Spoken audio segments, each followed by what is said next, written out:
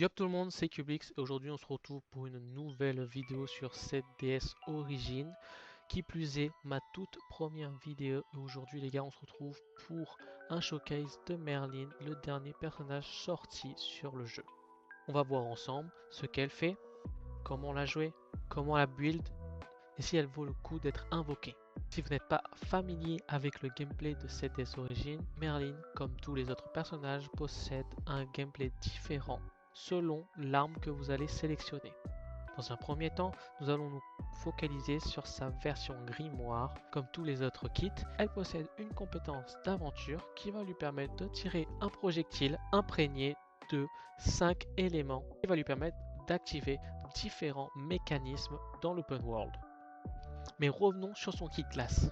Merlin possède un passif qui fait que lorsque nous allons infliger 3 auto-attaques sur un ennemi, ça va lui appliquer l'effet marque de givre. Cet effet va rester 10 secondes et peut être stacké 4 fois. Lorsqu'on va appliquer l'effet marque de givre sur un ennemi qui n'en possédait pas, ça va augmenter l'attaque de froid du héros de 40% pendant 15 secondes et augmenter les dégâts de 50% en attaquant un ennemi affecté par marque de givre. En plus de tout ça, la marque de givre va nous permettre de restaurer 150 de jauge de relève lorsqu'on va subir une attaque.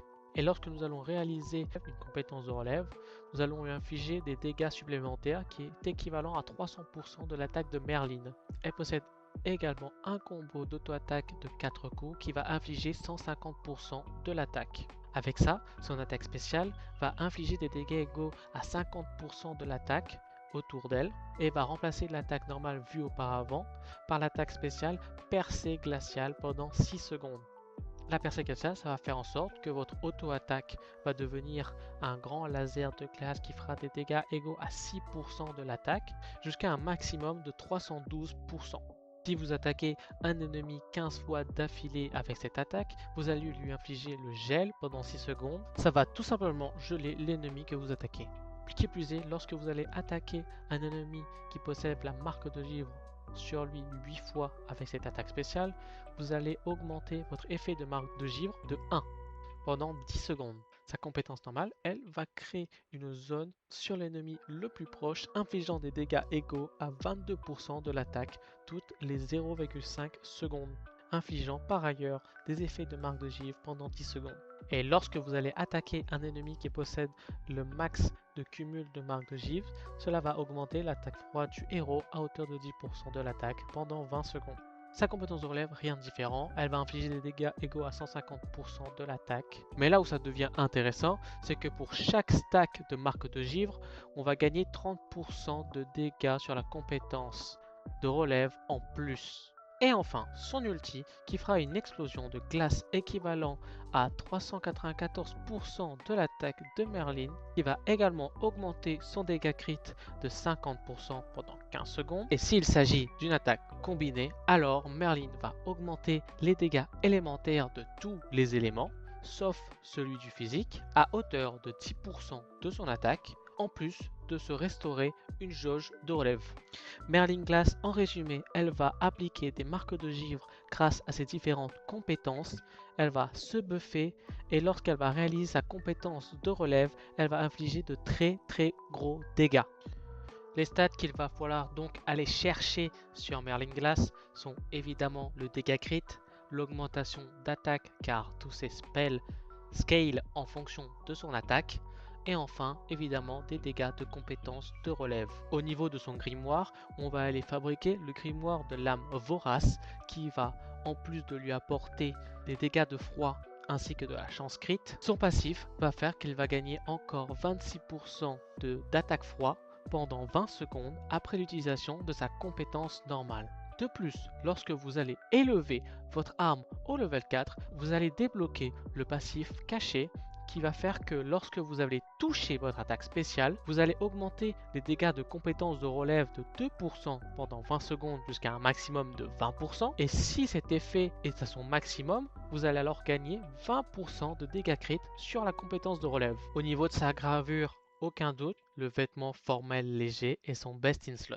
Son passif va faire que son dégât crit va être augmenté de 24% pendant 15 secondes à chaque fois que Merlin va recevoir un boost d'attaque froid. De plus, lorsque vous allez porter un coup sur un ennemi affecté par marque de givre, ça va augmenter les dégâts supplémentaires que Merlin va faire lors de sa compétence de relève sur un ennemi affecté par marque de givre de 3% pendant 15 secondes et ce jusqu'à un maximum de 60%. Au niveau de son set d'accessoires et de son set d'armure, étant donné que son best in slot serait le paramètre de promotion et qu'il n'est disponible uniquement dans le raid et que malheureusement on n'a pas eu le temps de farmer, on n'a pas eu le temps de tous avoir le set de cette pièce, je vous conseille du coup en attendant de mettre l'eau de l'œil de l'étoile sinistre qui va avec son passif vous donner de la chance crit et augmenter votre dégât crit en fonction de la valeur excédant 50% en termes de chance crit. Au niveau du bas, on va mettre le cristal de vie pour le 2 pièces qui apporte perforation avec les bottes. Au niveau de la ceinture, on va prendre la ceinture d'écailles ensanglantée pour les dégâts de compétences de relève ainsi que le passif qui fait que lorsque vous allez faire une compétence de relève, vous allez infliger des dégâts par rapport à ces dernières. Ensuite, pour les boucles d'oreilles, on va privilégier les boucles d'oreilles du chaos ténébreux qui va augmenter les dégâts de vos coups portés sur un ennemi sous l'effet d'un déluge de 80% de l'attaque et réduire sa défense crit de 10% pendant 20 secondes jusqu'à un maximum de 30%. Et enfin, pour le collier ainsi que l'anneau, on va mettre le collier du vigile corrompu ainsi que l'anneau du vigile corrompu pour le 2 pièces percement de défense. Et si possible, sur l'anneau du vigile corrompu, le bonus basé sur la chance, il faudrait que vous ayez du dégât crit, mais l'augmentation de l'attaque fait aussi très bien l'affaire étant donné que la plupart de ces spells scale sur l'attaque. Maintenant qu'on a vu son kit, eh bien comment jouer Merlin? Ça ne change pas des autres DPS, on va juste appliquer hop les différents buffs liés à votre équipe, charger votre magie, tac. Si vous avez la magie pour Cloto, on va ensuite sur Merlin réaliser les auto-attaques pour avoir la marque. Là vous voyez il y a la marque, enfin, on voit pas trop à cause des tourelles de Daisy, mais il y a la marque. On va ulti combiner, compétence, attaque spéciale et on va maintenir l'auto-attaque. Tac. Là, à partir de là, vous avez juste à utiliser votre compétence de relève pour proc la marque de givre. Au niveau de cette team, on reste sur un grand classique de cette DS Origins, Mani et Daisy, les deux meilleurs supports du jeu actuellement. Et on va venir à y ajouter Cloto qui avec sa version glace et son costume vont booster grandement Merlin. Bien sûr, il y a des versions beaucoup plus free-to-play et accessibles. Par exemple, Tioré avec son sustain, elle est actuellement le meilleur healer du jeu. Elle est préférée à Cloto dans les modes de jeu comme le raid, qui sont des modes de jeu longs et où on a besoin de survivabilité. Gila est également une très bonne option grâce à son shield, mais vous risquez de manquer de PV quand même à un certain moment. Other peut être également une bonne option grâce à sa tenue, il va debuff énormément votre ennemi et du coup laisser Merlin faire beaucoup plus de dégâts. Mais ici, je pense que Tioré sera meilleur, surtout dans le raid ou dans la jonction.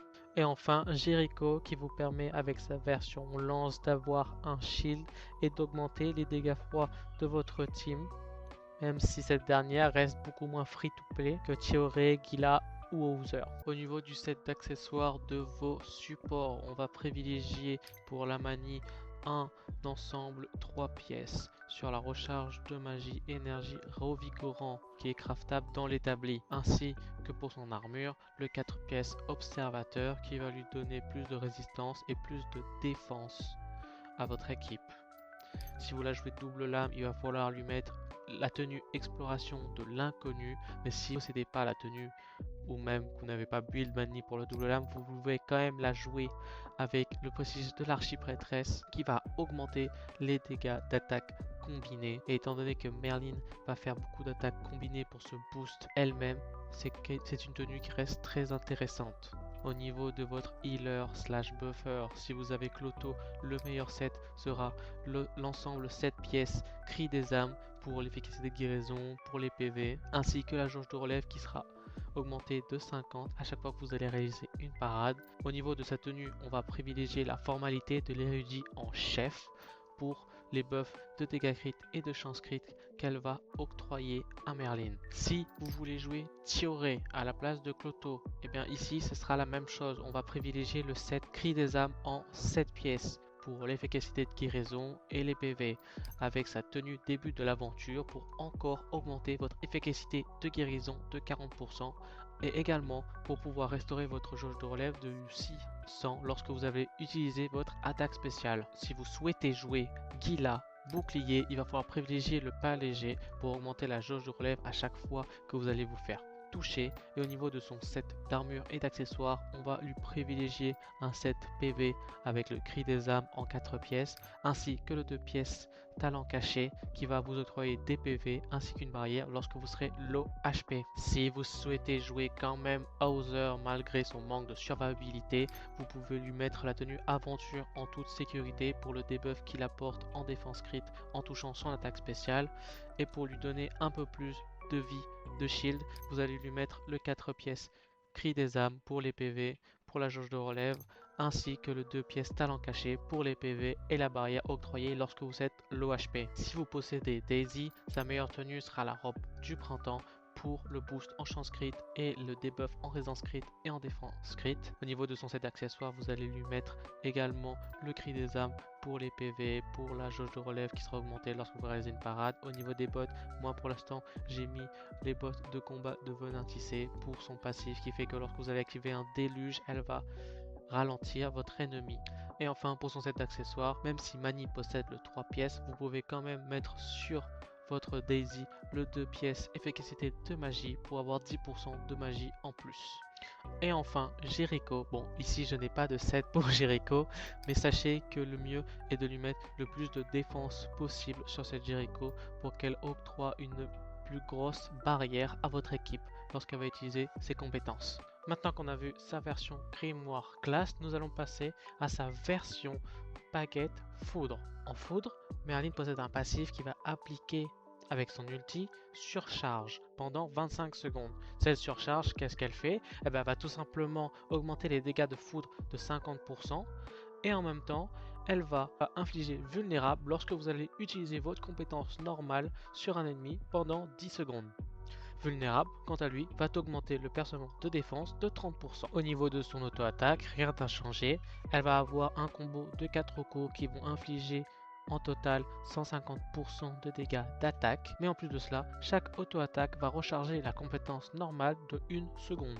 Son attaque spéciale, elle, en revanche, va créer une zone autour de l'ennemi le plus proche qui va infliger des dégâts égaux à 16% de l'attaque toutes les 0,5 secondes pendant 5 secondes, et chaque coup que cette attaque va porter va réduire le temps de recharge de la compétence normale de Merlin de 1 seconde tout en augmentant ses dégâts de compétence normale de 10% pendant 20 secondes, et ce jusqu'à un maximum de 5 fois. Sa compétence normale, elle, va créer une zone d'explosion foudre qui va infliger des dégâts égaux à 159% de l'attaque. Lorsque vous allez utiliser cette compétence normale 2 fois d'affilée en 7 secondes, ça va vous débloquer la possibilité de réaliser une 3e fois la compétence normale pendant 5 secondes. Cette compétence Jugement Divin va infliger des dégâts égaux à 329% de l'attaque de Merlin, et la dernière frappe va réduire le temps de recharge de cette compétence de 5 secondes. La compétence de relève, rien n'a changé. Lorsque vous allez switcher sur un allié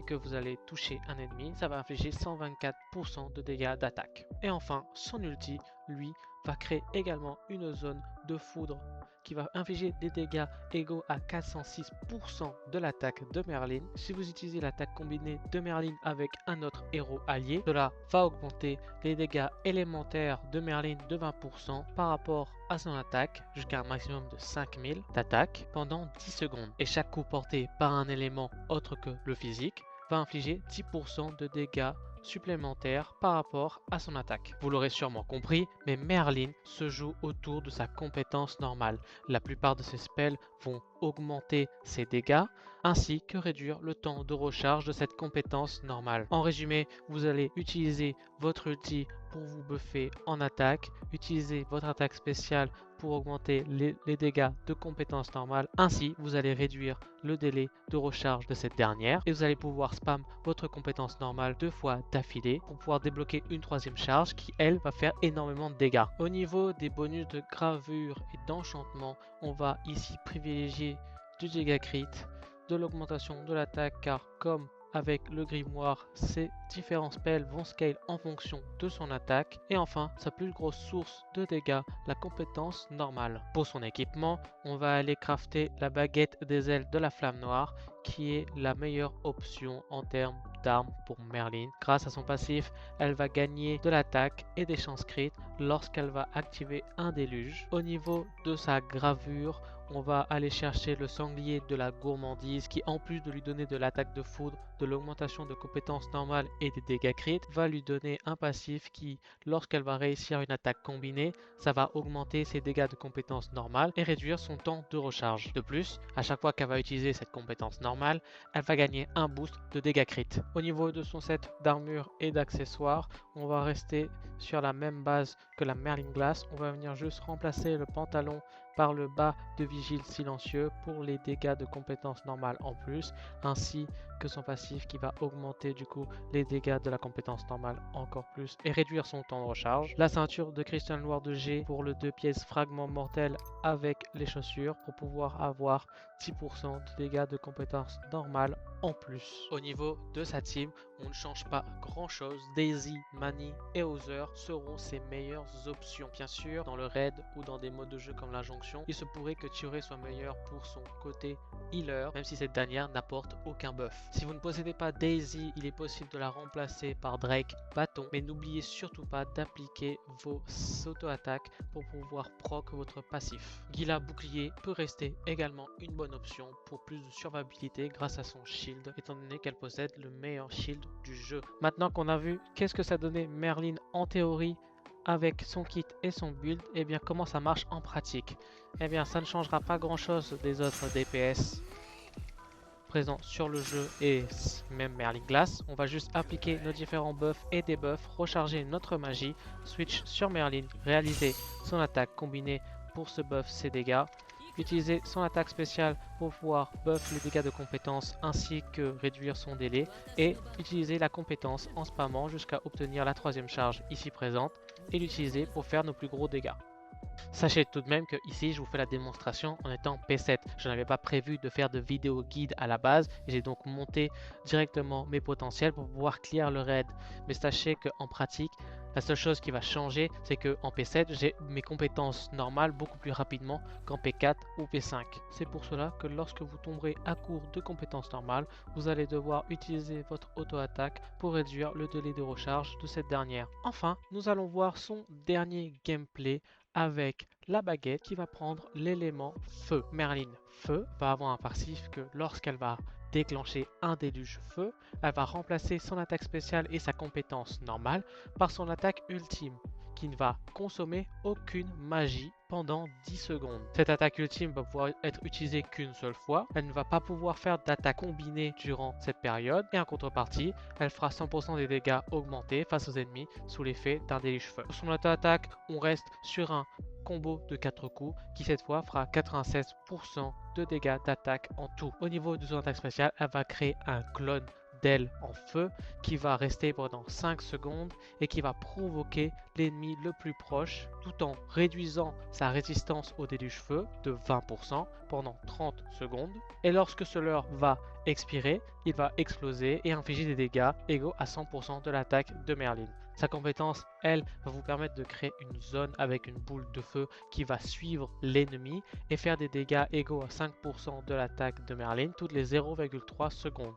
Cette boule de feu va rester 12 secondes et chaque coup qu'elle va infliger va réduire la résistance au feu de l'ennemi de 1% pendant 30 secondes jusqu'à un maximum de 30 fois. Tout ça en augmentant la jauge de déluge. Rien de nouveau sur sa compétence de relève. Elle va switch et infliger des dégâts égaux à 86% de l'attaque. Et enfin son ulti qui va projeter deux énormes boules de feu sur l'ennemi le plus proche. La première de ces boules de feu va faire 196% des dégâts d'attaque et va laisser au sol une traînée de feu qui va faire 8% de dégâts aux ennemis à portée toutes les 1 seconde et ce pendant 10 secondes. Si l'ennemi que vous avez touché avec votre ultime est sous l'effet d'un déluge feu, alors sa résistance feu se voit baisser de 10% et ce pour toute la durée du déluge. En plus de cela, si vous réalisez une attaque combinée avec Merlin, vous allez vous voir restaurer de la jauge de magie de 100 toutes les 1 seconde pendant 10 secondes. Et enfin,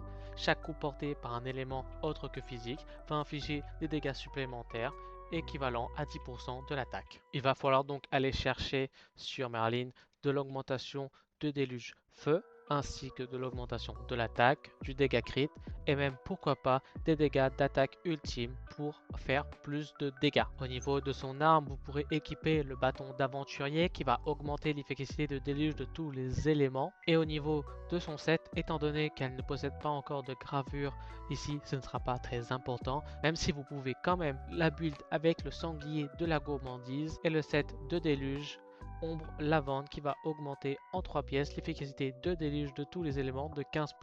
Pour son armure, en revanche, ici, on va pouvoir mettre le 4 pièces cri des âmes pour pouvoir augmenter les PV de 20%, augmenter la jauge de relève de cette dernière.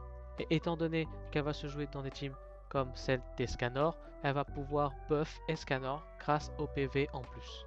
Au niveau de ces teams, elle va donc pouvoir se jouer avec Escanor, étant donné qu'elle va debuff énormément les attaques de feu. Vous pouvez remplacer Escanor par Gila, DPS qui peut très bien aussi faire l'affaire, ou encore Slayer. Au niveau des supports présents dans la team, on va venir chercher ici Mani et Daisy qui restent toujours les mêmes meilleurs supports du jeu à l'heure actuelle. Et si jamais vous ne possédez pas Daisy, ici vous pouvez la remplacer par Gila qui va apporter un shield et également un bonus de dégâts feu en plus à sa team lorsqu'elle va mettre son shield, ou encore Tioré qui elle va apporter aucun buff mais énormément de survivabilité avec son heal. Au niveau du set d'accessoires de son équipe, on reste sur le même stuff que d'habitude, Mani avec le set observateur en 4 pièces pour ajouter un peu plus de défense et de résistance, ainsi que le set 3 pièces de recharge de magie, et pour sa tenue toujours la prestige de l'archiprêtresse. Dans le cas où vous avez Daisy, vous allez donc lui mettre le 4 pièces de cri des âmes avec le 2 pièces de recharge de magie, et dans le cas où vous ne possédez pas Daisy, alors vous allez pouvoir mettre votre 4 pièces cri des âmes sur Gila avec le set talent caché pour encore plus de PV. Imaginons que vous ne possédez pas Mani, faites très bien attention à toujours avoir un porteur de ce set 3 pièces, quelle que soit la team que vous jouez. Ça peut être, le porteur peut être Mani, Daisy ou un autre personnage tant que ce set est présent dans votre team. Et enfin, au niveau d'Escanor, moi de mon côté, je lui ai équipé la violence nordique, sa meilleure gravure pour la hache, avec le 7 pièces de la rancœur du nid d'Arachné pour les chances crit, les dégâts d'attaque ultime et les dégâts crit. Mais sachez qu'il y a une possibilité qu'un set full PV soit meilleur pour Escanor. Sachez qu'en P4, Merlin fait largement l'affaire, elle est déjà très forte en P4, mais pour ceux qui souhaitent investir encore plus sur le personnage, la P5, la P6 et la P7 sont de très bons potentiels pour Merlin, quel que soit son kit. La P9 ainsi que la P10 sont des constellations ici de Whale, mais qui sont extrêmement broken quel que soit le kit. Voilà, c'est à peu près tout ce qu'il y avait à dire sur Merlin. On a vu ensemble ses différents kits, ses différents gameplays, ce qu'elle vaut vraiment. Et honnêtement, Merlin est plutôt surprenante. Aux premiers abords sur le papier, on savait qu'elle allait être plutôt forte, mais honnêtement, en pratique, elle est vraiment extraordinaire. Son gameplay glace apporte quelque chose de réellement nouveau avec le mécanique de relève, alors que son gameplay foudre, lui, va être là pour faire du gros DPS brut, un peu comme un Meliodas. Et enfin, elle possède un kit support qui permet de relever les teams de Escanor et le DPS de ce dernier. Si je devais donner mon avis overall sur Merlin, bah écoutez, pour moi, C'est vraiment un très bon personnage. Il est même voire top 2, voire même top 1 DPS actuellement du jeu. Donc si vous comptiez la pool, vous sachez que vous serez capable de clear tout le jeu sans de réelles difficultés. Sans oublier que la jonction actuellement propose l'élément feu, l'élément glace, l'élément foudre, l'élément glace encore une fois, et que le secteur 5 et 6 seront encore de l'élément foudre et glace. Merlin couvre la totalité de la jonction de la saison 1, sans oublier le raid où elle a clairement un avantage considérable avec sa version glace, mais même si vous ne souhaitez pas la jouer dans sa version glace, la Merlin Foot arrive quand même à clear le raid tellement ses dégâts sont brutaux. J'espère que cette vidéo vous aura plu et vous aura été utile. N'hésitez pas à laisser un like et à vous abonner si jamais mon contenu vous plaît, et n'hésitez vraiment pas à me faire vos retours en commentaire pour que je puisse améliorer le contenu au fur et à mesure. Sachez que ça m'a vraiment plu de faire cette petite vidéo tuto, même si elle n'était pas prévue, et que j'essaierai de faire mon maximum à l'avenir pour continuer à proposer ce genre de contenu. Sur ce, c'était Cublix et on se retrouve pour une prochaine vidéo.